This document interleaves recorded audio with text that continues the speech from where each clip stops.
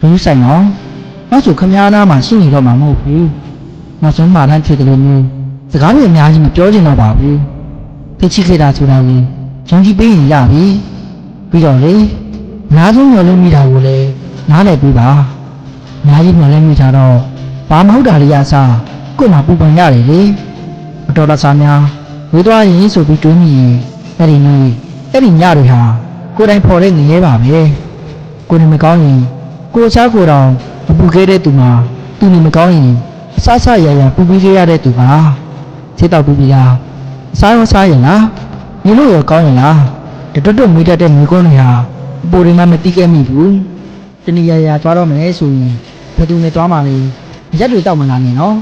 နင်းနဲ့အောင်မနေနဲ့နော်ဆိုတော့မင်းလားထွတ်ချေတာဒီပေါ့ထားပါတော့ပြီ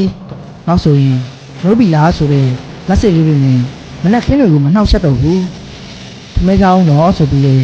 တွတ်ပြောမနေတော့ဘူးတခုခုဖြစ်ရင်စကားတွေအများကြီးပြောပြီးပြန်ရခက်နေတဲ့ကျွန်တော်လည်းရှိနေတော့မှမဟုတ်ဘူးလေဒီလိုဆိုင်နော်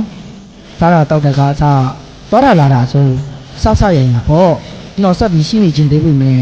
ဘူးဆိုတာခုနေရာကိုသိရတယ်လေကျွန်တော်ဆက်ပြီးရှိနေသေးတယ်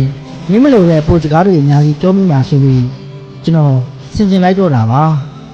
နောက်ဆိုရင်စကားတွေအများကြီးပြောပြီးခင်ဗျားကိုစိတ်ပူပေးနေမယ်ကောင်းလေးခင်ဗျားနားမှာရှိနေတော့မှမဟုတ်ဘူး